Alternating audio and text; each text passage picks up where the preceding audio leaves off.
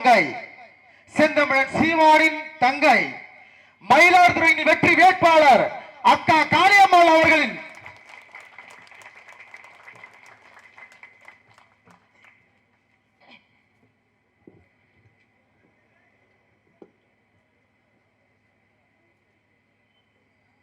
அன்பு தாய் தமிழ் உறவுகளுக்கு வணக்கம். நடைபெற இருக்கின்ற நாடாளுமன்ற தேர்தலில் நாம் தமிழர் கட்சியின் சார்பாக எங்கள் அண்ணன் செந்தமிழன் சீமான் இந்த மயிலாடுதுறை நாடாளுமன்ற தொகுதியில் என்னை வேட்பாளராக நிகழ்த்தியிருக்கிறார். அதற்கான அந்த வேட்பாளர் அறிமுக கூட்டத்தை ஏற்பாடு செய்து நடத்தி கொண்டிருக்கக்கூடிய இந்த மண்ணினுடைய மரியாதைக்குரிய பொறுப்பாளர்கள், குறிப்பாக கமல், வரதராசன், மாவட்ட செயலாளர் காளிதாசன், இன்னும் இந்த பகுதியில் இருக்கக்கூடிய அனைத்து நிலை பொறுப்பாளர்களுக்கும், எனக்கு முன்னால் பேசி அமர்ந்திருக்கக்கூடியவர்களுக்கும், இந்த மண்ணினுடைய மாநில மாவட்ட மண்டல பொறுப்பாளர்கள், தொகுதி பொறுப்பாளர்கள், தூரத்திலிருந்து உற்று நோக்கி கொண்டு வணக்கம். எங்களுக்கு பாதுகாப்பை நல்கியும் விட்டு அண்ணன் ராஜ்குமார் அவர்கள் மயிலாடுதுறை சட்டமன்ற உறுப்பினர் சொல்வதை கேட்பதா அல்லது நிவேதா முருகன் அவர்கள் மாவட்ட செயலாளர் சொல்வதை கேட்பதா என்று தெரியாமல் திணறி கொண்டிருக்கக்கூடிய மதிப்பிற்கும் மரியாதைக்கும் காவல்துறை அவர்களுக்கும் வணக்கத்தையும் வாழ்த்துக்களையும் சொல்லி துவங்குகிறேன். எனக்கு முன்னால் பேசி இருக்கக்கூடிய எனது அன்பு சகோதரி ஃபாத்திமா ஃபர்கானா அவர்கள் சொன்னார்கள், ராமலிங்கம் கிட்டத்தட்ட 17.5 கோடி ரூபான்னு சொன்னாங்க, வருஷத்துக்கு 5 கோடி ரூபாய். இவர் கொடுத்த பட்ஜெட் அவ்வளவுதான் போல. இவ்வளவு தொகையை பெற்ற பிறகும் ஏதாவது ஒரு ரூபா செலவு பண்ணியிருக்காரா அப்படின்னு கேட்டாங்க. செலவு பண்ணியிருக்காரு, தப்பா சொல்லப்படாது. ஒரு மனுஷன் செஞ்ச நல்ல காரியத்தையும் சொல்லணுமா இல்லையா? நான் சும்மா ராமலிங்கண்ணனை பத்தி ஒரு வார்த்தை எழுதுறேன்னு பக்கமா எழுதுறாங்க. அவர் செய்த செலவுகளையும் நான் சொல்ல வேண்டும். பல கோடி ரூபாய்க்கு ஒரு வீடு அவருக்கு, ஒரு நல்ல காரு அவருக்கு, இன்னொரு காரு அவர் மகனுக்கு, ஒரு கல்லூரி அவருக்கு, இன்னும் இருக்கக்கூடிய ஒரு மருத்துவமனை அவருக்கு, எல்லாம் செலவு பண்ணியிருக்காரு. அப்படி 10ஆம் சொல்லிட்டு போதீங்க. மக்களுக்கு மட்டும் செலவு பண்ணல, மக்களுக்கு மட்டும் பண்ணல. நானும் இந்த 6 தொகுதியை சுற்றி வர்றேன். இந்த 6 தொகுதியில எங்கேயாவது ஒரு இடத்துல அண்ணன் ராமலிங்க ஏதாச்சும் ஒரு கட்டிடங்களை கட்டியிருப்பாரா அப்படின்னு நேற்று நான் செம்பனார் கோயிலில் பேசின மாதிரி, இவங்க கட்டுறதே 2 இடம் தான், ரெண்டுமே போய் சேர்ற இடம் தான். ஒன்று பஸ் ஸ்டாண்டு, இன்னொன்று சுடுகாடு, ரெண்டுமே போய் சேர்ற இடம். அப்படி பார்த்தங்க, இன்னைக்கு தான் மனசு திருப்தியாச்சு. 7.5 லட்சம் ரூபாய்க்கு 4 தூணு கட்டி வச்சிருக்கிறாரு ஆரப்பள்ளத்தில். 7.5 லட்சம் ரூபாய்க்கு 4 தூணு கேட்டா பஸ் ஸ்டாண்டுட்டாங்க. இது ஒன்னை தவிர இந்த 6 சட்டமன்ற தொகுதிகளையும் நான் சுத்தி வந்துட்டேன். இதுவரைக்கும் ஒரு இடத்துல கூட அந்த ராமலிங்க எந்த வேலையும் செய்யல. ஆனா நம்ம ராமலிங்கத்தையே பல பேருக்கு யாருன்னு தெரியல. நீங்க 2019 வாக்கு செலுத்தி வெல்ல வச்சிங்கல்ல, அவர் தான் ராமலிங்கம். நான் ஒரு போட்டோ கொண்டு வந்தேன், எங்கேயே வச்சுட்டு வந்துட்டேன். நான் அவருக்கு ஒரு அன்பு பரிசு வச்சிருக்கேன், அன்பு பரிசு. இனிமே என்னை யாரும் திட்டாதீங்க. அந்த மொன கடையில ஒரு 1/2 கிலோ மிக்சர் வாங்கி வச்சிருக்கேன். சும்மா ஏங்க நாடாளுமன்றத்தில் உட்காந்துருக்கீங்க, அதை மென்னிட்டாவது உட்காந்துருங்க. நீங்க வாய் அசைக்கிறதாவது நாங்க நினைச்சுப்போம்ல. ஒரு மனுஷன் 5 வருஷமாங்க மௌன விரதம் இருப்பாரு. 5 வருஷமா மௌன விரதம் இருக்கிற ஒரே ஆளு எங்க அண்ணன் ராமலிங்கம் மட்டும்தான். இல்ல, நீங்க நிறைய பெண்கள் வந்திருக்கீங்க. இந்த புழு இல்லாத குப்பையை கூட பார்த்துருக்கலாம், குழு இல்லாத ஊரை பார்த்துருக்கவே முடியாது. அதில் யாராச்சும் கை தூக்குங்க. நான் லோனே வாங்கினது இல்லைங்க. எக்கிப்டாஸு, Grama Vidiyal, Repco bank, L and T, UL, RBL, நான் எதுலையுமே லோன் வாங்கலைங்க அப்படின்னு யாராவது ஒருத்தர் கை தூக்குங்க. சாணி தெளிக்கிறதுக்கு முன்னாடியே சார் வந்துடுறாரு. போன தடவை பூம்புகார் சட்டமன்ற தேர்தலில் போட்டிட்டேன். அப்போ ஒரு பைக்கு சத்தம். நான் ஒரு 20-30 பேர் பெண்களை வச்சு கூட்டி பேசிட்டு இருக்கேன். திடீர்னு ஒரு பைக் ஹார்ன் அடிக்கிற சத்தம் கேட்டுச்சு. திடீர்னு 30 பேர் ஓடிவிட்டாங்கன்னு. ஒரு ஆளை மட்டும் பிடிச்சா, எங்க ஓடுறீங்க, எதுக்கு இவ்வளவு வேகம்னு. மேடம், சார் வந்துட்டாரு. என் நாட்டினுடைய ஜனாதிபதி வந்தா கூட அவ்வளவு மரியாதை கிடையாது. லோன் எழுதுற அன்னைக்கு சாருக்கு அவ்வளவு மரியாதை. சார் வந்துட்டார், சார் வந்துட்டார், சார் வந்துட்டார். இப்ப வட்டமா உட்காந்துக்கிட்டு இப்ப மத்தியானம் வீட்டுக்கு போய் இங்க கிளம்பி வரலான்னு வர்றேன். என் தங்கச்சி சிரிக்குது பாருங்க. வீட்டு வாசலை பார்க்குறேன், திடீர்னு ஒரு 10 பெண்கள் கூட்டம். 3 சார் உட்காந்துருந்தாங்க. நம்ம வீட்லயும் சாரா அப்படின்னு நினைச்சேன். எங்க அம்மா தானே குழு தலைவியா. நான் போய் கேட்கிறேன், இங்க என்ன இவ்வளவு கூட்டமா அப்படின்ற. எங்க அம்மா தான் கேங் லீடரு. என்னம்மா கேட்கிறேன், 1,30,000 லோனு, மாசம் 5,800 கட்டினா போதும். 1,30,000 லோனு. சரி, இதுக்கு முன்னாடி எத்தனை வாங்கியிருக்க? 4. அது எங்க சித்தி ஒருத்தவங்களுக்கு 1,10,000 எழுதிட்டாங்க. எங்க சித்தி உடனே டென்ஷன் ஆகி மூஞ்ச அப்படி வச்சிருக்காங்க. ஏன் சித்தி என்னாச்சு, உனக்கு மட்டும் ஏன் 1,10,000? எனக்கு 3 ஓடி விழுந்துருச்சா. இந்த 3 ஓடியில 20,000 க்ளோஸ், கட்ட முடியல. அதுல இன்னொருத்தவங்க, பாத்தியா, இதுக்கு தான் நான் இவளை சேர்க்காதீங்கன்னு சொன்னேன். எனக்கெல்லாம் 1,30 வாங்குறது கடை, இதுல பெருமை காடரை தூக்கி விட்டுட்டு எனக்கு 1,30. வசந்தி பத்தியா, உனக்கு 1,10. இங்க டிஸ்கஷன் நடக்குது, டிஸ்கஷன். இப்படி இருந்தா எப்படிங்க விளங்க? நமக்கு தெரியல, நம்மளை கடனாளியாக மாற்றி வைத்திருக்கிறான். ஒரு தனியார் நிறுவனம் ஓடி வந்து உங்கள் வீடு தேடி கடனை கொடுக்க முடிகிறது. ஆனால் அரசாங்கத்தால் உங்களை திரும்பி பார்க்க கூட முடியவில்லை. திரும்பி பார்க்க முடியல. எதுக்கு கடன் வாங்குறீங்க? புள்ள காது குத்தலுக்கு கடன் வாங்குறீங்க, பிரசவத்துக்கு கடன் வாங்குறீங்க, கல்யாணத்துக்கு கடன் வாங்குறீங்க, வளைகாப்புக்கு கடன் வாங்குறீங்க, சொந்தக்காரங்க வீட்டு தேவைக்கு கடன் வாங்குறீங்க, வீடு கட்ட கடன் வாங்குறீங்க, படிக்க வைக்க கடன் வாங்குறீங்க, உடம்பு சொல்லனா கடன் வாங்குறீங்க. நாங்க என்ன சொல்றோம், இத்தனையும் செய்ய வேண்டியது, இத்தனையும் பார்க்க வேண்டியது, உங்களுக்கான வேலையை தர வேண்டியது அரசாங்கத்தோட வேலை. அதெல்லாம் இல்லாம நீங்க என்னைக்கு 500 1000 வாங்க தொடங்குனீங்களோ அதுதான் இன்னைக்கு 20,000 30,000 1,00,000 வந்து நிக்குது. அதான் நிக்குது. எனக்கு முன்னால் பேசினவங்க சொன்னாங்க, இது மணல் மேடு, இங்க பள்ளம் தான் இருக்கு அப்படின்னு. இங்க இருக்கக்கூடிய மிகப்பெரிய நிலம் வளம் சார்ந்த தொழிற்சாலை ஒன்று இருந்தது, சக்கரை ஆலை. இப்ப இருக்கா? இப்ப இருக்கான்னு கேட்கிறேன். 1987 ஐயா எம்ஜிஆர் கொண்டு வந்தார் ஒரு சர்க்கரை உற்பத்தி ஆலை. அதுல கிட்டத்தட்ட 25,000 விவசாயிகள் உறுப்பினரா இருந்திருக்காங்க. 25,000 விவசாயிகள், 25,000 குடும்பம் இந்த சர்க்கரை ஆலையை நம்பி வாழ்ந்துச்சு. 25,000 குடும்பத்து பெண்கள் இந்த சர்க்கரை ஆலையை நம்பி விவசாயம் செய்தாங்க. இப்ப கரும்பு விவசாயம் நடக்குது அந்த பகுதியில. கரும்பு விவசாயம் உங்களுக்கு தெரியுமா? அருமை சொந்தங்களே, 1993 25 கோடி லாபம் ஈட்டின சர்க்கரை ஆலை இது. 25 கோடி.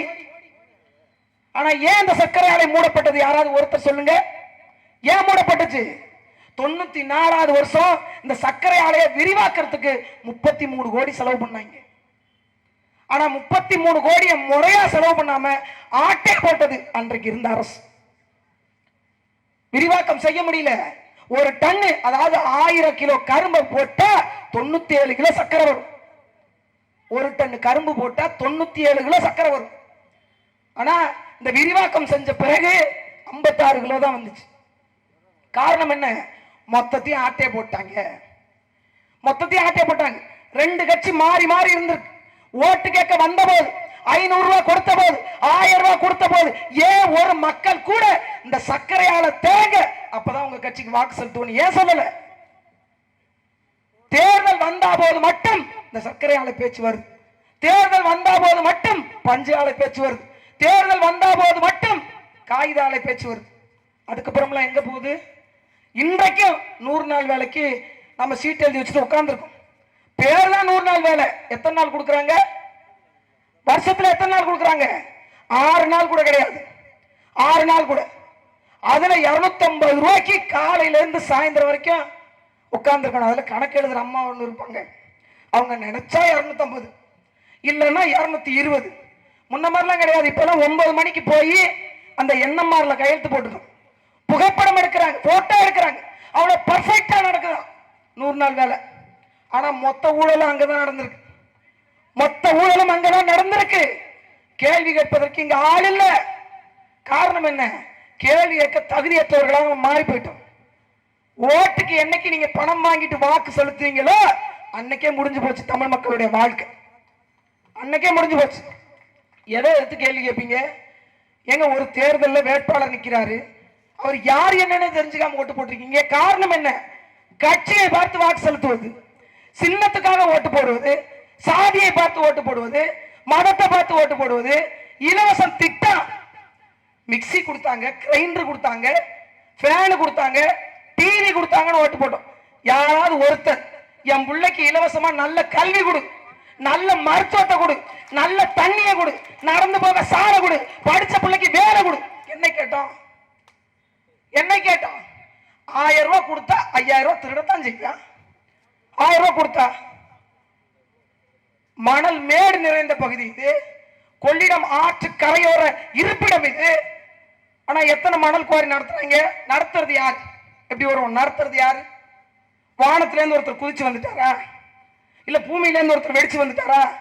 நீங்க எந்த கட்சி என்று பார்த்து வாக்கு செலுத்துறீங்களோ அந்த திமுக காரங்க தான் நடத்துறாங்க. நீங்க எந்த கட்சி என்று வாக்கு செலுத்துறீங்களோ அந்த அண்ணா திமுக காரங்க தான் மணல் குவாரி வச்சிருக்காங்க. கோடி கோடியாக கொள்ளையடிக்கிறார் அருமை சொந்தங்களே. கோடி கோடியாக கொள்ளையடிக்கப்பட்டு கொண்டிருக்கிறது. குறைஞ்சபட்சம் இங்க இருக்கக்கூடிய பெண்களுக்கு சரியா வேலை கொடுக்க முடியல. என்ன வேலை கொடுப்பாங்க? அதிகபட்சம் வெட்டின வாய்க்காலே 15 வாட்டி வெட்டி இருக்கீங்க. அதை விட்டு வேற என்ன வேலை? என்ன வேலை? யாராச்சும் ஒரு வாய்க்கால நான் மாத்தி வெட்டினேன், ஒண்ணு கிழக்குல இருந்து மேற்கு வெட்டியிருப்பீங்க, இல்ல மேற்குல இருந்து கிழக்கு வெட்டியிருப்பீங்க, இல்ல தெற்குல இருந்து வடக்கு வெட்டியிருப்பீங்க, இல்ல வடக்குல இருந்து தெற்கு வெட்டியிருப்பீங்க. வேற என்ன வேலை? ஒருத்தர் பேர் ஒரு ஊராட்சி மன்றத்தில் நாங்க ஒரு 20 பேர் இருக்கோம், 20 பெண்கள் இருக்கோம். ஊராட்சிக்கு ஒப்படைக்கப்பட்ட புறம்போக்குன்னு இருக்குல்ல, அந்த இடத்த எங்களுக்கு ஒரு 5 ஏக்கர் கொடுங்க. நாங்க காய்கறி தோட்டம் போட்டு விவசாயம் பண்ணி ஒரு உழவர் சந்தை அமைச்சு கொடுங்க. அந்த இடத்துல நாங்க விற்பனை செஞ்சுக்கிறோம். நாங்களே முதலாளி, நாங்களே தொழிலாளி, நாங்களே அதனுடைய லாபத்தை பிரிச்சுக்கிறோம். கேட்டிருக்கோமா இது வரைக்கும்? நமக்கு என்ன கேட்கறதுன்னே தெரியலையே.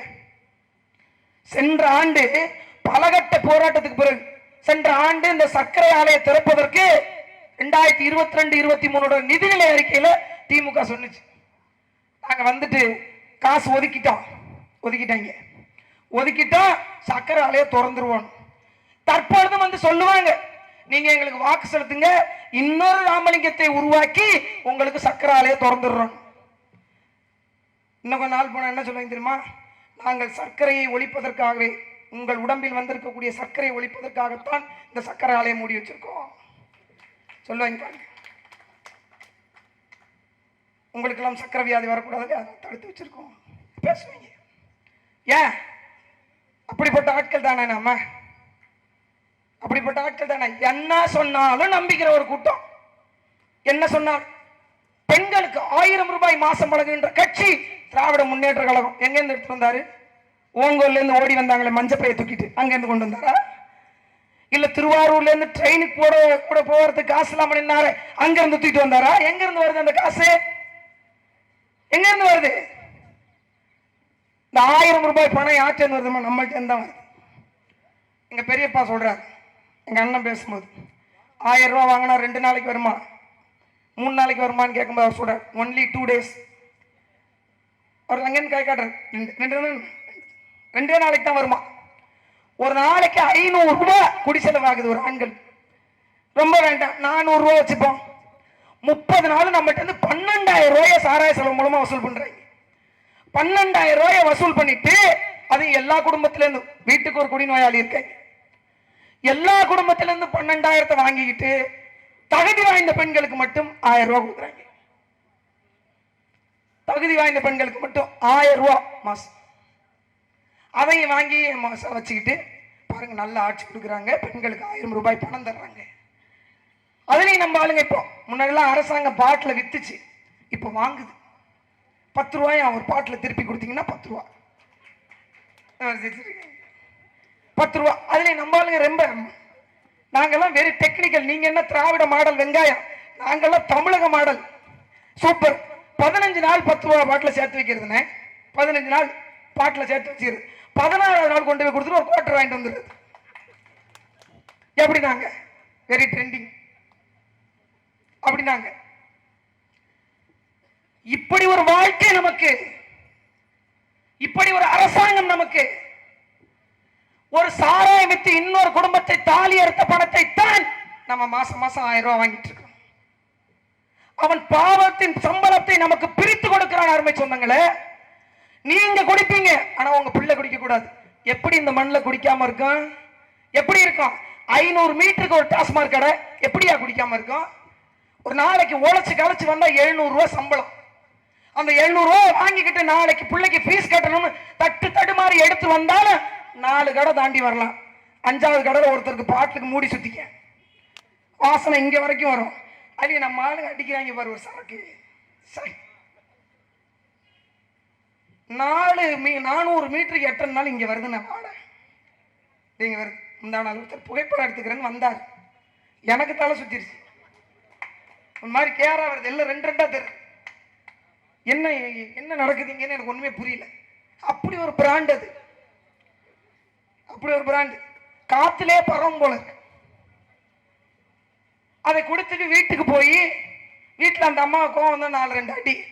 அதுலேயும் சில பெண்கள் இருக்காங்க, வீட்டுக்கார அடிப்பதை நாம் வாங்கிக் கொள்ள வேண்டும், அப்போதான் சிறந்த பெண்ணுக்கு அழகு.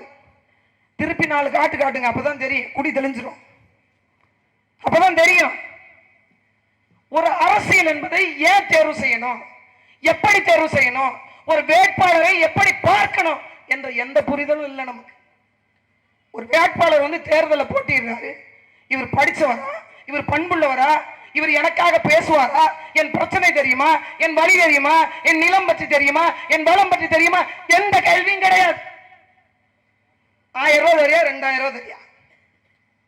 அதுலயும் சில பேர் இருக்காங்க, அண்ணா திமுக கொடுத்தாலும் வாங்கிப்பாங்க, திமுக கொடுத்தாலும் வாங்கிப்பாங்க, காங்கிரஸ் கொடுத்தாலும் வாங்கிப்பாங்க. போற போக்கில் போய் தென்னை மரத்தில் ஒரு குத்து, ஏணி சின்னத்தில் ஒரு குத்து, முடிஞ்சு போச்சு. ஏன்னா பாராபட்சம் இல்லாம அவங்க கொடுத்த காசுக்கு அவங்களுக்கு ஒரு ஓட்டு, இவங்க கொடுத்த காசுக்கு இவங்களுக்கு ஒரு ஓட்டு. என்ன சைடு விட்டதுன்னு திமுகவுக்கு ஓட்டு போட்டீங்க. இப்போ வந்து விடிஞ்சிரும். ஸ்டாலின் வந்து உங்களை எல்லாம் விடிய வச்சிருவாருன்னா, இத்தனை ஆண்டு காலம், கிட்டத்தட்ட 35 ஆண்டு காலம் திராவிட முன்னேற்ற கழகத்தின் ஆட்சி தமிழ்நாட்டில் இருந்திருக்கிறது. அருமை சொந்தங்களே, 35 ஆண்டு காலம் தமிழ்நாட்டை சொர்க்க பூமியாக மாற்றிருப்போம். 10 ஆண்டு காலம் எங்க அண்ணன் நீங்க கொடுத்தீங்கன்னா 10 ஆண்டு காலம் சொர்க்க பூமியா மாத்திருப்போம். 30 ஆண்டு காலம் அதிமுகவுக்கு வாக்கு செலுத்தினீங்க. இந்த ஊர்ல மாறினது என்ன, மாறினது என்ன? இப்ப வரைக்கும் குடிக்கிற தண்ணிக்கு போராடிட்டு இருக்கோம். பிள்ளைய படிக்க வைக்கணும்னா கடன் வாங்கித்தான் படிக்க வைக்கணும்ன்ற நிலைமையில இருக்கும். உடம்பு சரியில்லைன்னா தனியார் மருத்துவமனைக்கு தான் போய் வைத்தியம் பண்ணணும்னு இருக்கும். என் பொண்ணு சொன்னுச்சுல்ல, சரியா சொல்லி முடிக்கல, 3 நாளா அரசு மருத்துவமனைக்கு போயிருக்கு, சீர்காழி அரசு மருத்துவமனைக்கு. பச்சை பிள்ளை 3 மணி நேரம் உட்கார வச்சிருக்காங்க காய்ச்சலுக்கு மருந்து போட. 3 மணி நேரம் 3 மணி நேரம் உட்கார வச்சு 3 நாளா 4 நாளா தொடர்ந்து 5-6 ஊசியை போட்டு 6வது நாள் தான் கண்டுபிடிச்சிருக்கான் அது வெறும் காய்ச்சல். அந்த புள்ள கடுப்பாய் பேசுது, என்னம்மா 6 ஊசி போட்டுட்டு இது சும்மா காய்ச்சல், சும்மா காய்ச்சலுக்கு எதுக்குடா 6 ஊசி போட்டீங்கன்னு கேக்குது. இப்படித்தான் இருக்கு தமிழ்நாட்டினுடைய மருத்துவம். இதே பணம் உள்ளவங்களா இருந்தா அப்பல்லோக்கு போலாம், காவிரி மருத்துவமனைக்கு போலாம். அருமை சொந்தங்களே, நீங்கள் வாக்கு செலுத்திய ஒரு சட்டமன்ற உறுப்பினர், ஒரு நாடாளுமன்ற உறுப்பினர் இந்த அரசாங்க மருத்துவமனையில் வந்து வைத்தியம் பார்த்துக் கொள்வாரா? ஆனா நாம பார்த்துக்கணும். ஏன்? நாமெல்லாம் அடிமைகள். அவங்க காசு கொடுப்பாங்க, நம்ம வாங்கிட்டு அவங்க வாலாட்டி கொண்டிருக்கக்கூடிய மக்கள். இப்படிதான் அவங்களோட பார்வை இருக்கு. வேற என்னவாக புரிதல் இருக்கு? காலம் காலமாக நான் கடனாளி, காலம் காலமாக இந்த மண்ணில் நான் அடிமை. நமக்கெல்லாம் என்ன இருக்கு வழி? ஒரு சாதாரண குடும்பத்தை சேர்ந்தவர்கள் வந்து அரசியல் பேசிட முடியுமா? சட்டமன்றத்துக்கு போயிட முடியுமா? நாடாளுமன்றத்தை பார்த்திட முடியுமா? உங்களுக்கும் அந்த மனநிலை இருக்கிறது. ஒரு ஏழை எளியவர்கள் வந்து நின்று அவங்களை மதிக்கிறதே கிடையாது. 2019 இதே நாடாளுமன்ற தேர்தலில் சகோதரி சுபாஷினி நின்றார்கள், திரும்பி பார்க்கல. நாம் இதே 2021 எங்க அண்ணன் காசிராம தண்ணீர் பாரி கேட்கிறவங்களுக்கும் கேட்காதவங்களுக்கும் சேர்த்து தண்ணீர் கொடுத்தான். எங்க அண்ணன் காசிராம தோக்கடிச்சிங்க. காரணம் என்ன? காசு. 2024 நான் வந்து நிக்கிறேன். இனிமே முடிவு உங்கள் கையில தான் இருக்கு. நீங்கள் நிரந்தரமாக வாழ வேண்டுமா, அன்னைக்கு 1000 ரூபாய் வேணுமான்னு முடிவு பண்ணிக்கங்க. நான் வெளிப்படையா ஒண்ணு சொல்றேன், எந்த கட்சி காசு கொடுத்தாலும் வாங்கிக்கங்க. நம்ம பணத்தை தான் ஆட்டையை போட்டு வச்சிருக்கேன். நம்ம பணத்தை தான். ரோடு போடுறதுல கமிஷன், பள்ளிக்கூடம் கட்டுறதுல கமிஷன், டாய்லெட் கட்டுறதுல கமிஷன், பஸ் ஸ்டாண்டு கட்டுறதுல கமிஷன், எல்லாத்துலயும் கமிஷன். எல்லாத்தையும் கூட பரவாயில்ல சகிச்சுக்கலாங்க. இந்த ஃபேக்டரி எல்லாம் எடுத்து மூணாங்க பாருங்க, அது உள்ள மிஷின்லாம் இருந்துச்சு. எங்க ஊர்ல ரொம்ப கஞ்சா அடிக்கிறவங்க, ரொம்ப சாராயம் விற்கிறவங்க, சாராயம் குடிக்கிறவங்க, குடிக்க காசே இல்லைன்னு வச்சுக்கோங்களேன், தண்டவாளத்தில் இருக்கிற ஏதாவது ஒரு இரும்பு எடுத்துட்டு போய் நிறுத்து போட்டு குடிப்பேன். அவங்களெல்லாம் எச்ச குடி, ஓசி குடின்னு சொல்லுவாங்க ஊர்கள். நம்ம அது மாதிரி திமுக காரங்க அண்ணா திமுக சொல்லக்கூடாது, தவறு. இவங்க கொஞ்சம் பெரிய டெவலப்மெண்ட். அந்த மூடி கிடக்கு பாருங்க பஞ்சால, அதுல உள்ள இருந்த மிஷின் எல்லாம் வித்து தின்னுட்டாங்கண்ணே. உள்ள இருந்த ஒரு எந்திரம் கிடையாது. போய் பாருங்களேன், பல்லாயிரக்கணக்கான மக்களின் வாழ்வாதாரம் அங்கே பதர்மண்டி கிடக்கிறது. போய் பாருங்க, வயிறு பற்றி எறிகிறது. நமக்கு நிலமும் வளமும் இருந்து, மனித ஆற்றல் இருந்து, சரியான தொழிற்சாலை இருந்து, முறையான அரசியல் இல்லாததுனால இன்னைக்கு பல்லாயிரம் பேர் வேலை இல்லாம தவிக்கிறாங்க. ஒரே பகுதியில் பாருங்க எவ்வளவு வளம் பாருங்க. ஒரு 50,000 விவசாயிகள் கரும்பு விவசாயம் செய்து அதன் மூலமாக வேலை தரக்கூடிய அந்த நிறுவனத்திலேயே பணி செய்யக்கூடிய ஆட்கள் குறைஞ்சபட்சம் 2,000 பேர் வேலை செய்யணும். இவ்வளவு பெரிய சர்க்கரை ஆலை மூடி கிடக்கு. அம்மையார் ஜெயலலிதா அவங்க 110 விதியின் கீழே 2003 ஒரு நிதியை ஒதுக்குனாங்க. அதுக்கு பிறகு வந்த ஐயா எடப்பாடி அதை நிறைவேற்ற இல்லை. ஐயா ஸ்டாலின் வந்தார், அவராவது ஏதாவது செய்வார்னு பார்த்தா ஒதுக்குனதோட சரி, கிட்டத்தட்ட 16 மாசம். சரி, வேலை பார்த்தவங்களுக்கு சம்பளம் கொடுத்தியானா 3 ஆண்டு கால சம்பளம் வழங்கப்படல. எழுதி கொடுத்துட்டு போயிருக்காங்க பாருங்க. இந்த எழுதி கொடுத்து போயிருந்த பஞ்சாலையில வேலை செஞ்ச 2000 ஈழத்தமிழ் மக்கள், 2000 ஈழத்தமிழ் மக்கள் இன்னைக்கு எங்க இருக்கிறாங்க? அவங்களுக்கான வேலை என்னாச்சு? திராவிட முன்னேற்ற கழகம் ஈழத்தமிழர்களுக்கு ரட்ட குடியுரிமை வாங்கி தரேன்னு சொன்னாங்க. ஐயா ஸ்டாலின் ஒத்த குடியுரிமைக்கே வழி இல்லை. எங்க ஊர்ல கிராமப்புறத்தை சொல்லுவாங்க, ஆட தெரியாத சிலுக்கு காலில் சுலுக்குன்னாலும் அந்த மாதிரி சரியில்லாத ஒருத்தவங்கள்ட்ட ஆட்சி அதிகாரத்தை கொடுத்து விட்டு என்ன மாறிவிட போகிறது? என்ன மாறும்? 10 லட்சம் கோடி 20 லட்சம் கோடி ஒரு நாடாளுமன்ற உறுப்பினர்கிட்ட, ஒரு சட்டமன்ற உறுப்பினர்கிட்ட சொத்து. ஆனா உங்களுக்கும் எனக்கும் இருக்கிற சொத்து என்ன? 7 குழுல லோன், அது தவிர வேற என்ன இருக்கிறது? ஆக சிறந்தவர்கள் நாம் ஏன் அடிமையாகி போனோம்? ஒரு முறை சிந்திச்சிருக்கோமா? ஒரே ஒரு முறை நல்லவங்க பார்த்து ஓட்டு போடுவோம், சரியான நபர்கள் பார்த்து நம்ம வாய்ப்பு கொடுப்போம். நான் சொல்றேங்க, நான் சட்டமன்ற நாடாளுமன்ற உறுப்பினராக இந்த பகுதிக்கு வந்தேன்னா நான் சொல்லுகிறேன், இந்த சர்க்கரை ஆலை செயல்படும். இங்க இருக்கக்கூடிய படித்த இளைஞர்களுக்கும் படிக்காத விவசாய பெருமக்களுக்கும் வேலை கிடைக்கும். நான் உறுதிட்டு சொல்றேன். இந்த பஞ்சாலை திரும்ப நடைபெறும். உள்ள எந்தெந்த எந்திரம் காணாமல் போச்சு அந்தந்த எந்திரம் மீண்டும் அதே இடத்துக்கு வர வச்சு இந்த சர்க்கரை ஆலையும் பஞ்சாலையும் நான் நடத்தி காட்டுறேன். செஞ்சு முடிக்க முடியலன்னா என் பதவியை ராஜினாமா பண்ணிட்டு நான் போயிட்டே இருக்கேன். இதே இடத்துல மேடை போட்டு நான் கையாளாகாதவள் என்று ஒப்புக்கொள்றேன். எத்தனை ஆண்டு காலமா மூடி கிடக்கு அந்த காகிதால? எத்தனை ஆண்டு காலமா மூடி கிடக்கு? ஒட்டுமொத்தமாக மயிலாடுதுறை மக்களுடைய பல பேருடைய பல்லாயிரக்கணக்கான மக்களுடைய வேலை வாய்ப்பை உறுதி செய்யலாம். ஏன் பண்ணலன்னா நீங்க அப்பதான் ஒரு மாசத்துக்கு 20,000 சம்பளம் வருதுன்னு வச்சுக்கோங்க. உங்க வீட்டுல உங்க பிள்ளை சர்க்கரை ஆலையில வேலை செய்யறாரு, மாசம் 20,000 சம்பளம். நீங்க 1000 ரூபாய் காசு கொடுத்தா வாங்குவீங்க? காலால எடை தள்ள மாட்டீங்க, எட்டி மிதிக்க மாட்டீங்க, வேளால ஓடுறா. எங்கள்கிட்ட என்ன, நாங்க என்ன பிச்சை எடுக்கிற கூட்டமா? அப்படின்னு 1000 ரூபாய் என் மூட்டு புள்ள வாங்கி உடைக்கிற பொம்மைக்கு சமமா தூக்கி போட மாட்டோம். நம்மளை வறுமையிலே வச்சிருக்கணும். ஒரு நாளைக்கு 200 ரூபாய் சம்பளத்திலே வச்சிருக்கணும். அது இந்த மக்கள் நல பணியாளர்னு ஒருத்தவங்க இருக்காங்க பாருங்க, அந்த பணியவே இன்னும் உறுதி செய்யல. அந்த பணியவே இன்னும் தற்காலிக பணி தான். அது நிரந்தர பணியாளர் மாத்திரம் ஏமாத்துறாங்கல்ல, அவங்க தான் லீடர்ஸ். எங்க திமுக கூட்டத்துக்கு ஆள் கூட்டு போறது. இன்னைக்கு 100 நாள் வேலை இல்லை, அதே சம்பளத்தை 2 மடங்கா தர்றோம் வாங்க திமுக கூட்டத்துக்கு. அதே சம்பளத்தை 3 மடங்கா தர்றோம் வாங்க அண்ணா திமுக கூட்டத்துக்கு. நமக்கும் வேற வழி இல்லை. ஏன் அன்னக்கூடைக்கு அடிச்சுட்டு கிடக்கிறோமே நாம? அன்னக்கூடைக்கு, அந்த கூடைக்கு ஏன் அன்னக்கூடன் பேர் வந்து தெரியுமா? இது இப்போ வந்த சொல்லாடல் நினைக்கிறீங்களா? தமிழருடைய ஆதி காலத்து சொல்லாடு. ஒரு பெரிய அளவிலான கூடைய அன்னக்கூடன் ஏன் சொல்றோம் தெரியுமா? நம்ம சாப்பாட்டை சின்ன குண்டால இருக்கிற வடிக்கல, பெரிய பெரிய குவியலாக வடிச்சு வந்தோர் போனவருக்கெல்லாம் உணவளித்தோம். அதை அள்ளுகின்ற கூடை தான் அன்னத்தினுடைய கூடை. அதுதான் அன்னக்கூடை. அப்படி வடிச்சு கொடுத்துட்டு சோத்தை விட்டாச்சு, கூடை கடிச்சு நிற்கிறோம். இன்னைக்கு அன்ன கூட கொடுக்கிறவங்க எல்லாம் அரசியல்வாதி. நாளைக்கு சீலை கொடுப்பாங்க. ஒரே ஒரு நபர் இங்கிருந்து போய் ஒரு சட்டமன்ற உறுப்பினர் மனைவியை பார்த்து ஒரு புடவை தர்றேன், ஒரு கொலுசு தர்றேன், ஒரு குக்கர் தரேன், ஒரு மிக்ஸி தரேன், ஒரு கம்மல் தரேன், ஒரு அது தரேன், ஒரு இது தரேன்னு சொல்லி ஒரு ஓட்டு வாங்கிட்டு வாங்க. வீட்டு வாசல்ல போய் நின்ற முடியுமா? 1000 ரூபாய் பணம் தரேன், எனக்கு ஓட்டு போடுங்கன்னு போய் கேட்க சொல்லுங்க. ஐயா பொன்முடி சொன்னாரு, இந்த பெண்களுக்கு 1000 ரூபாய் பணம் உங்கள் மனைவிக்கும் உண்டா என்று கேட்டப்ப என்ன சொன்ன, என் முன்னாடியே பார்த்தா உங்களுக்கு அவ்வளவு கேவலமா தெரியுதான்னு. பொன்முடிய மனைவி ஆக சிறந்தவங்களாம், நாம அடிமை.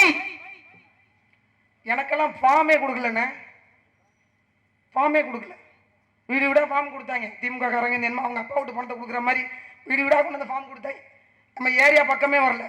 எங்க வீட்டு பக்கத்து வீட்டுக்கார பொண்ணு வர கம்ப்ளைண்ட், உங்களால நீங்க மேலே ஏறல, எனக்கும் ஃபார்ம் வரல அப்படின்னு. நான் உடனே சொன்னேன், இந்த காசை வாங்கி வயிற்றுச்சல கொட்டிக்கிற நேரம் வாங்காம இருக்கிறது பெட்டர். இந்த 1000 ரூபாயை வாங்கித்தான் நான் பிழைக்கணும் அப்படின்னா நான் சாவேன். ஏன்? அது சாராயம் வித்த பணம், 4 பேர் வாழ்க்கையை கெடுத்த பணம். தெரு தெரு சாராய கடைங்க. பெண்கள் போராடலையே. ஏன்? பெண்களை பாலியல் வன்கொடுமை செஞ்ச போது கூட நம்ம போராடல. நம்மளோட வேலை என்ன? காலையில எழுந்தணும், வயக்காட்டுக்கு போகணும், வேலை செய்யணும், சோறாக்கணும், மதிய சோறாக்கணும், பிள்ளைங்களை பார்க்கணும், சாயந்தரம் வீட்டு வேலை செய்யணும், இவ்வளவுதான் வேலை. 7 மணி ஆயிட்டா டிவி போட்டு திறந்துச்சு சீரியல் பார்க்கணும். நாட்டுடைய பொருளாதாரம் என்ன, அரசியல் என்ன, விலைவாசி என்ன? ஐயா மோடி இப்பதான் முறையா மகளிர் தினத்தை கண்டுபிடிச்சிருக்கார். சிலிண்டருக்கு 100 ரூபாய் குறைச்சிருக்கார். 10 ஆண்டு இருந்திருக்கார். 10 ஆண்டு 100 ரூபாய் குறைச்சிருந்தா இன்னைக்கு சிலிண்டர் விலையே 100 ரூபாய் தான். 1250 ரூபாய் சிலிண்டர் விலை, பால் விலை, உணவு விலை, அரிசி விலை, பாமாயில் விலை எல்லாம் ஏறி போச்சு. ஆனாலும் ஓட்டுக்கு பணம் 1000 ரூபாய் தான். 1000 ரூபாய் தான். என்றைக்கு மக்கள் புரிந்து கொள்கிறார்களோ, என்றைக்கு மக்கள் விழிப்புணர்வு கொள்கிறார்களோ, அன்னைக்கு தான் நேர்மையான அரசியல் நடக்கும். ஒரு விஏ ஓட்ட ஒரு கையெழுத்து வாங்க போனீங்கன்னா, இந்த முதியோர் ஓய்வூதிய தொகை வாங்குறவங்க வந்திருப்பீங்க. ஓஏபி பணம், இந்த ஓஏபி வாங்குறது 1000 ரூபாய், அதுக்கு விஓ எழுதி வச்சாருன்னா 2000 ரூபாய். விஓக்கு நம்ம கொடுக்க வேண்டிய காசு 2000 ரூபாய். எனக்கு ஒரு கடிதம் வந்திருக்கு, நான் படிக்கிறேன் பாருங்க. அன்புக்குரிய அக்கா, நாங்க தமிழ்நாடு நுகர்வோர் வாணிப கழகம், ரேஷன் கடை இருக்கு பாத்தீங்களா, ரேஷன் கடைக்கு நேர்முக தேர்வு எழுதணும். நேர்முக தேர்வு எழுதணும் 2022 நல்லாதான் தேர்வு எழுதிருந்தோம். இன்னைய வரைக்கும் எங்களுக்கு வேலை போடல. படிச்சுட்டு தேர்வு எழுதிட்டு 2 வருஷ காலம் இந்த இளைஞர் பெருங்கூட்டம் காத்திருக்கு. என்ன சொல்ல போகுது திராவிட முன்னேற்ற கழகம்? என்ன சொல்ல போகிறது? இவங்களுக்கு வாக்கு செலுத்துவீங்க, மீண்டும் நான் எங்களையும் அடிமையாக மாற்றாதீர்கள். வரும்போது எழுதி போட்டிருக்காங்க, தமிழ்நாட்டின் தங்க மகன் ஐயா ஸ்டாலின் அவர்கள். என் பிள்ளை கேட்டா, அவர் கருணாநிதி மகன் இல்லையா அப்படின்னு. அப்படிதான் நான் கேட்டேன், கருணாநிதி மகன் இல்லையா? அடுத்த கேள்வி நான் கேட்டேன், முதல்ல தமிழ் மகனா? தமிழ்நாட்டினுடைய தங்க மகன் யாரு? ஓங்கோல்ல இருந்து ஓடி வந்தவர். ஆனா நாங்க யார்? சில பேர்லாம் கரை வேட்டியை கட்டிக்கிட்டு அப்படியே ஒரு மாதிரி நம்மளை பார்க்கறது. ஏன் பார்க்கும்போது ஒரு ஏளன பார்வை. நாம் தமிழரா? சரி, இவங்க யாரு நினைக்கிறீங்க?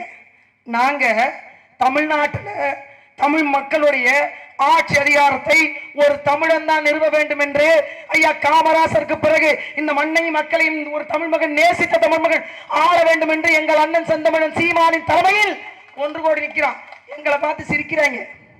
ஆனா இந்த தமிழ்நாட்டுக்கும் அவர்களுக்கும் சொந்தமில்லாத, தமிழ் மொழிக்கும் அவர்களுக்கும் சொந்தமில்லாத எங்கோ ஒரு மாநிலத்திலிருந்து, ஆந்திராவிலிருந்து ஓடி வந்த கருணாநிதியின் மகனை தலைவன் கொண்டாடுற கூட்டம் நீங்க எங்களை பார்த்து சிரிக்கிறீங்களா?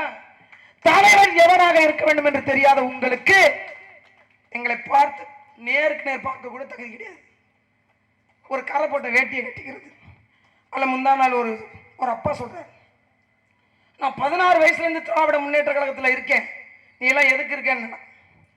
எதுக்கு இருக்க? 16 வயசுல இருந்து இருக்கேன், நான் செத்தா அந்த கொடியை தான் போத்தணும். அவர் சொன்னார், செத்துரு, போத்திருவோம், வேற என்ன செய்யணும். எங்க அக்கா கவிதா சொல்லும்போது சொன்னாங்களே, கருணாநிதி சொன்னாராம், தமிழர்களே நீங்கள் என்னை கடலில் தூக்கி போட்டாலும் கட்டு மரமாக தான் மிதப்பேன். முன்னாடியே சொல்லியிருந்தீங்கன்னு வச்சுக்கோங்க, தீயான் போட்டு பார்த்துருப்போம். மிதக்குறீங்களா இல்லையா? இதெல்லாம் நம் தமிழ் மக்களை ஏமாற்றுகின்ற வேலை. அந்த கொடியைத்தான் என் மேல போத்தணும். அது எந்த கொடி? உங்களுக்கும் அந்த கொடிக்கும் என்ன சம்பந்தம்? என்ன சம்பந்தம்? அதிமுக கொடிக்கும் உங்களுக்கும் என்ன சம்பந்தம்? ஆனால் நாம் தமிழர் கட்சி என்ற ஏளமா எங்களை பாக்குறீங்கல்ல, நாங்கள் தூக்கி சுமந்திருக்கக்கூடிய இந்த புலிக்கொடிக்கும் எங்களுக்கும் உங்களுக்கும் தான் சம்பந்தம். ஏனென்றால் இதுதான் சோழ பெருநிலத்தின் புலிக்கொடி. நமது பாட்டன் ராஜராஜ சோழனுடைய கொடி, ராஜேந்திர சோழனுடைய கொடி, கலியார் பெருவழத்தானுடைய கொடி, நமது கொடி. ஈழத்தில் எங்கள் தலைவன் பிடித்த கொடி, தமிழ்நாட்டில் செந்தமிழன் சீமான் பிடித்த கொடி புலிக்கொடி. இந்த பெருநிலத்திற்கு சொந்த கொடி. நாங்க ஏதோ சும்மா அரசியல் கட்சி தொடங்கி 10 சீட்டுக்கும் 5 சீட்டுக்கும் அலையிற கூட்டம்னு பாத்தீங்களா? எங்க அண்ணன் சரத்குமார் அவன் மனைவி பேச்சை கேட்டு 2 மணிக்கு போய் கட்சியில சேர்ந்ததான் போட்டிருந்தாங்க. அதுக்கு அவரோட தொண்டன் ஒருத்தர் வந்து, என் பொண்டாட்டி பேச்சை நான் கேட்காம போயிட்டேனே, என் பொண்டாட்டி அப்பவே நாம் தமிழர்ல சேர சொன்னாலே சண்டால பாவி நான் கேட்டேனா அப்படின்னு பதறிட்டார். பேட்டி கொடுத்திருக்காரு பாருங்களேன். பேசாம நானே என் பொண்டாட்டி பேச்ச கேட்டிருக்கலாம். இந்த கட்சியை நம்பி எத்தனை பேர் போனாங்க? போன மக்கள் ஏமாற்றப்பட்டார்கள். ஐயா கமலஹாசன் ஒரு நடிகர், எல்லாரும் அறிந்த முகம், உலக நாயகன் என்று வாக்கு செலுத்தலாம். அவர் என்ன பேசுறாருன்னு அவருக்கும் புரிய மாட்டுது, எங்களுக்கும் புரிய மாட்டுது. என்ன பேசுறாருன்னே புரியாம இருந்துச்சு. திடீர்னு ஒரு நாள் டென்ஷன் ஆயிட்டார். நல்லா இந்த டிவியை டார்ச் லைட்டை விட்டு அடிச்சார். நான் கூட டிவி உடஞ்சதுன்னு பார்த்தேன், டார்ச் லைட்டே உடஞ்சிருச்சு. டிவியும் டார்ச் லைட்டும் சங்கமம் ஆயிடுச்சு. இப்போ டார்ச் லைட்ல வந்த ஒளி பத்தாதுன்னு சூரிய ஒளிக்கு போயிட்டார். இப்ப அங்க இருக்கிற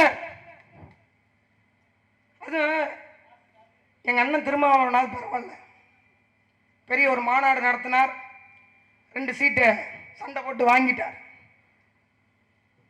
எங்க அண்ணன் கமலஹாசன் சீட்டே வேண்டாம், நான் பதவிக்கு பொருளுக்கு ஆசைப்படுற ஆளே கிடையாது, முற்றும் துறந்த முனிவர், ராஜ்யசபால கொடுத்துருங்க, லோக்சபால வேண்டாம் எங்களுக்கு. இப்படி அந்த அந்த கட்சிக்கும் 4 விழுக்காடு மக்கள் வாக்கு செலுத்தலாம். காரணம் இல்ல, கொள்கை இல்ல, கோட்பாடு இல்ல. ஐயா கமலஹாசன் அவர்களை போய் உங்கள் கட்சியினுடைய கொள்கை என்ன என்று கேட்டபோது ஒரே வார்த்தை சொன்னார், கொள்கையெல்லாம் சொல்ல மாட்டோம், நீங்க காப்பி அடிச்சிருவீங்க. அந்த கட்சிக்கும் வாக்கு. இன்னைக்கு ஏதாவது கட்சி கொள்கைகளோட கூட்டணி வச்சிருக்கிறதா? மக்கள் நலன் சார்ந்த கூட்டணி வச்சிருக்கிறதா? நாங்கள் வந்தால் ஓஎன்ஜிசி நிறுவனத்தை தடுத்து நிறுத்துவோம் ஒரு கட்சியை சொல்ல சொல்லுங்க. பாரதிய ஜனதா கட்சி, காங்கிரஸ், திமுக, அதிமுக, நாம் தமிழர் மட்டும்தான் சொல்லும். ஏன்?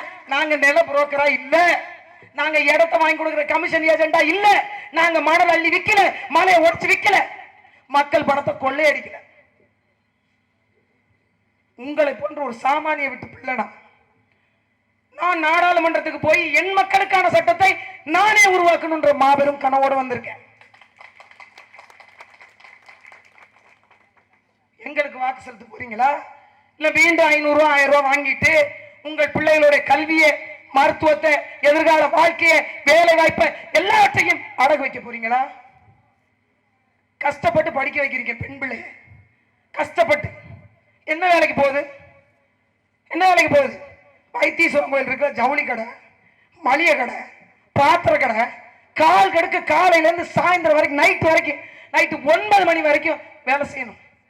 காலைல 9 மணில இருந்து இரவு 9 மணி வரைக்கும் நின்று நிக்கையிலே 12 மணி நேரம் நின்று கொண்டு வேலை பார்க்கிறாங்க. இதுக்குத்தான் கஷ்டப்பட்டு படிக்க வச்சோமா? இதுக்குத்தான் கடன் வாங்கணுமா? இதுக்குதான் எல்லாம் பண்ணமா? ஒரு நாள் அந்த பிள்ளை வேலை செய்யற கடையில போய் நின்று பார்த்துட்டு வாங்களேன். வீடு வந்து சேர்ற வரைக்கும் வயிற்றுல நெருப்பு கட்டி கொண்டு நிக்கிறோம் நாம. இந்த ஆட்சி அதிகாரத்தை நீங்க விரும்புறீங்கன்னா நீங்க ரெட்டலைக்கே ஓட்டு போடுங்க, உதயசூரியனுக்கே ஓட்டு போடுங்க, இல்ல கை சின்னத்துக்கே ஓட்டு போடுங்க, இல்ல தாமரைக்கே ஓட்டு போடுங்க. உண்மையிலேயே உங்கள் பிள்ளைகளுக்கான வேலை வாய்ப்பு, பெண்களுக்கான பாதுகாப்பு, நிலம் வளம் சார்ந்த தொழிற்சாலை, அதன் மூலமாக விவசாய பெருங்குடி மக்களை வாழ வைத்து நல்ல சாலை, நல்ல கல்வி, நல்ல வாழ்க்கை, குடிசைகளே இல்லாத பகுதியாக உங்கள் பகுதியை மாற்றி காட்ட வேண்டும்னா ஒரு முறை வாய்ப்பளி. எங்களுக்கு என்ன சின்னம் தரல, சின்னத்தை பாரதிய ஜனதா கட்சி திட்டமிட்டு முடக்கி வச்சிருக்கு. எல்லாரும் எங்களை கேட்கிறாங்க, சின்னமே இல்லாம எதுக்கு கூட்டம் நடத்துறீங்க? எங்கள் அண்ணனின் முகம்தான் எங்களுடைய சின்னம். எளிய மக்களுக்கு அதிகாரம் வேணுங்க. எத்தனை காலத்துக்கு பணக்காரங்கள்ல போய் விழுந்து நிற்போம்? எத்தனை காலத்துக்கு? இன்றைக்கு சாதி தெரியாது. தேர்தல் வந்துட்டா, தேர்தல் முடிஞ்சு நம்ம வீட்டுக்கு அவர் வந்து சாப்பிடுவாரா, இல்ல அவர் வீட்டுக்கு நம்மளை விருந்து கூப்பிடுவாரா? அப்போது நான் பறையன், அப்போது நான் பள்ளன், அப்போது நான் முதலியார், அப்போது நான் செட்டியார். தேர்தல் நேரம் வந்துட்டா நம்ம எல்லாம் அண்ணன் தம்பி.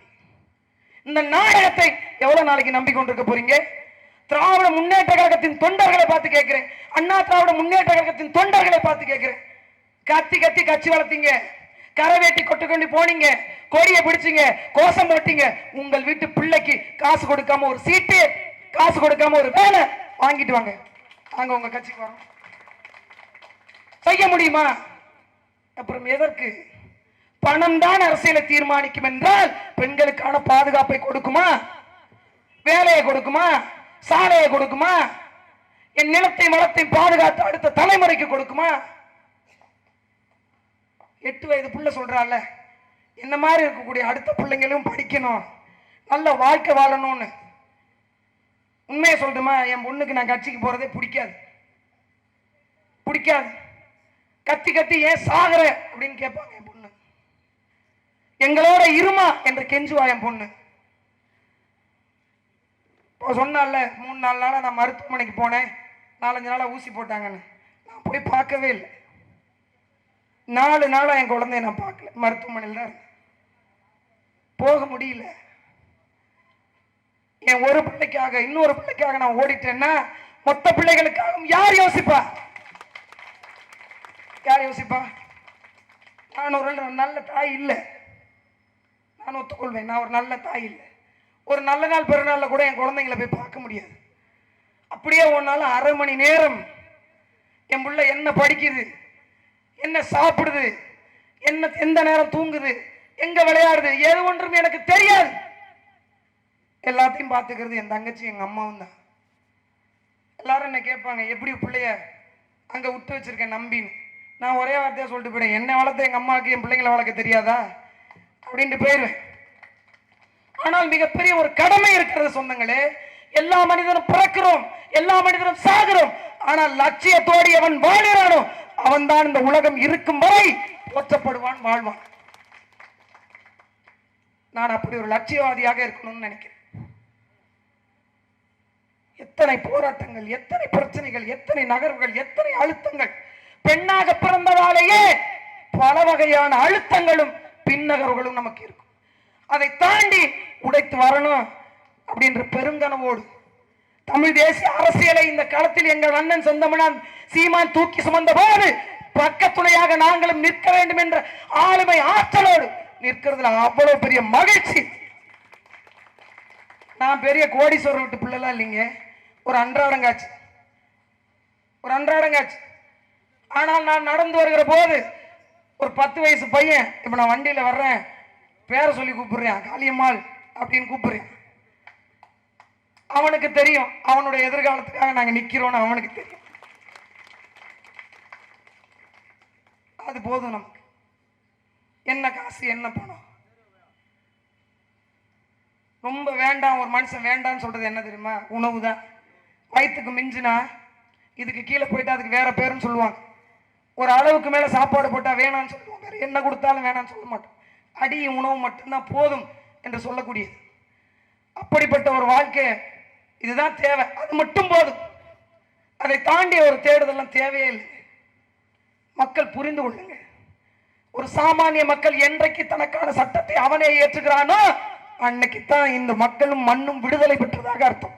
இது திமுக, அண்ணா திமுக சாதி ஒழிச்ச லட்சணம். ஆனா நாம் தமிழர் கட்சிக்கு அப்படி இல்லை.